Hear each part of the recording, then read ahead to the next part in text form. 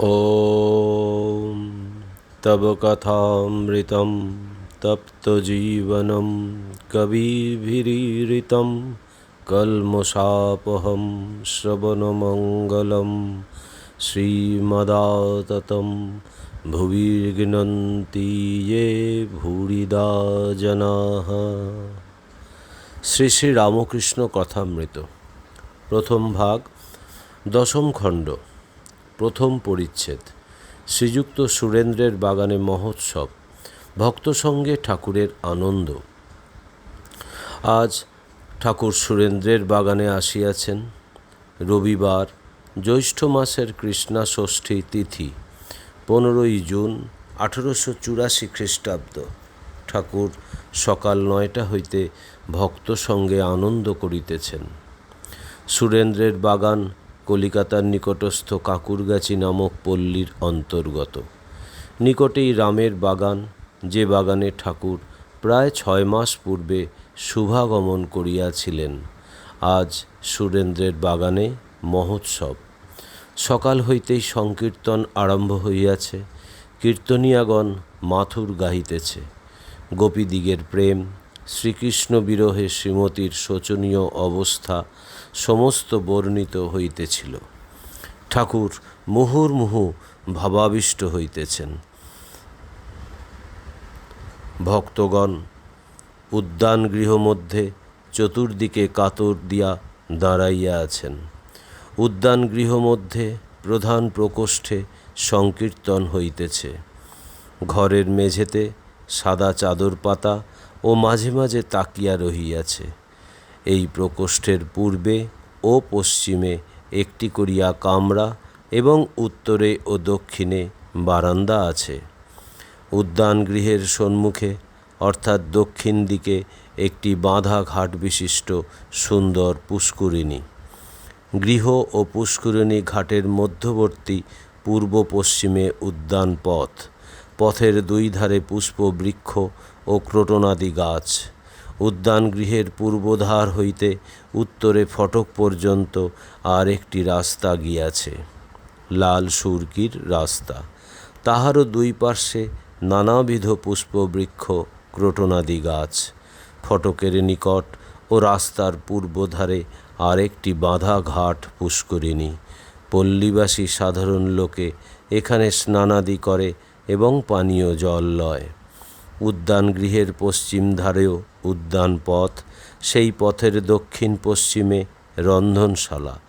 আজ এখানে খুব ধুমধাম ঠাকুর ও ভক্তদের সেবা হইবে। সুরেশ ও রাম সর্বদা তত্ত্বাবধান করিতেছেন। উদ্যান গৃহের বারান্দাতেও ভক্তদের সমাবেশ হইয়াছে।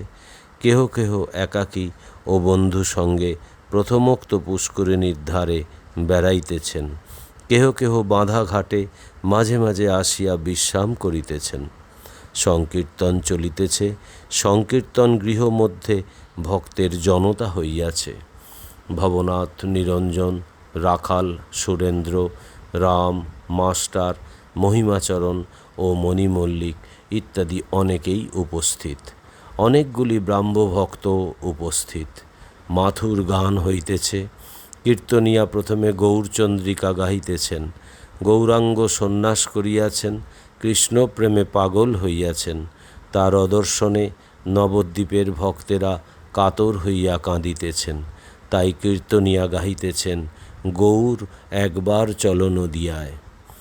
তৎপরে শ্রীমতীর বিরহ অবস্থা বর্ণনা করিয়া আবার গাহিতেছেন। ঠাকুর ভাবাবিষ্ট, হঠাৎ ধন্যায়মান হইয়া অতি করুণ স্বরে আখর দিতেছেন, সখী, হয় প্রাণবল্লভকে আমার কাছে নিয়ে আয়, নয় আমাকে সেখানে রেখে আয়।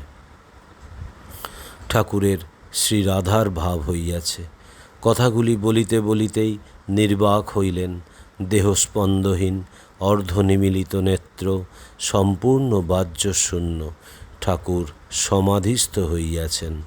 অনেকক্ষণ পরে প্রকৃতিস্থ হইলেন। আবার সেই করুণ স্বর বলিতেছেন, সখী, তার কাছে লয়ে গিয়ে তুই আমাকে কিনে নে। আমি তোদের দাসী হব। তুই তো কৃষ্ণ প্রেম শিখিয়েছিলি প্রাণবল্লভ। কীর্তনিয়াদিগের গান চলিতে লাগিল। শ্রীমতী বলিতেছেন, সখী, যমুনার জল আনতে আমি যাব না। কদম্বতলে প্রিয় সখাকে দেখেছিলাম, সেখানে গেলেই আমি বিহ্বল হই। ঠাকুর আবার ভাবাবিষ্ট হইতেছেন, দীর্ঘ নিঃশ্বাস ফেলিয়া কাতর হইয়া বলিতেছেন, আহা আহা। কীর্তন চলিতেছে, শ্রীমতীর উক্তি। গান। শীতল তো ছুত অঙ্গ হেরি, সঙ্গ সুখ লালসে হে।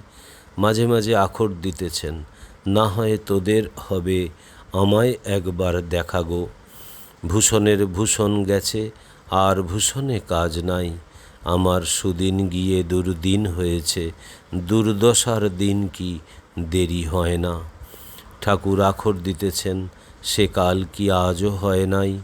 কীর্তনিয়া আখর দিতেছেন, এতকাল গেল, সে কাল কি আজও হয় নাই। গান। মরিব মরিব সখী, নিশ্চয় মরিব, আমার কানু হেন গুণনিধি কারে দিয়ে যাব। না পোড়াইও রাধা অঙ্গ, না ভাসাইও জলে, দেখো যেন অঙ্গ পোড়াইও না গো। কৃষ্ণ বিলাসের অঙ্গ ভাসাইও না গো, কৃষ্ণ বিলাসের অঙ্গ জলে না ডারবি, অনলে না দিবি। মরিলে তুলিয়ে রেখো তমালের ডালে, বেঁধে তমালের ডালে রাখবি, তাতে পরশ হবে। কালোতে পরশ হবে, কৃষ্ণ কালো, তমাল কালো, কালো বড় ভালোবাসি। শিশুকাল হইতে আমার কানু অনুগত তনু, দেখো যেন কানু ছাড়া করো না গো। শ্রীমতীর দশম দশা, মূর্ছিত হইয়া পড়িয়াছেন। গান। ধ্বনি ভেল মূরছিত, হরল জ্ঞান, নাম করিতে করিতে। হাট কি ভাঙলি রাই, তখনই তো প্রাণ সখী মুদিল নয়ান। ধ্বনি কেন এমন হলো, এই যে কথা কহিতেছিল। কেহ কেহ চন্দন দেয় ধ্বনির অঙ্গে, কেহ কেহ রৌত বিশত তরঙ্গে। সাধের প্রাণ যাবে বলে কেহ কেহ জল ঢালি দেয় রাইয়ের বদনে, যদি বাঁচে। যে কৃষ্ণ অনুরাগে মরে, সে কি জলে বাঁচে। মূর্ছিদা দেখিয়া সখীরা কৃষ্ণ নাম করিতেছেন। শ্যাম নামে তাহার সংজ্ঞা হইল।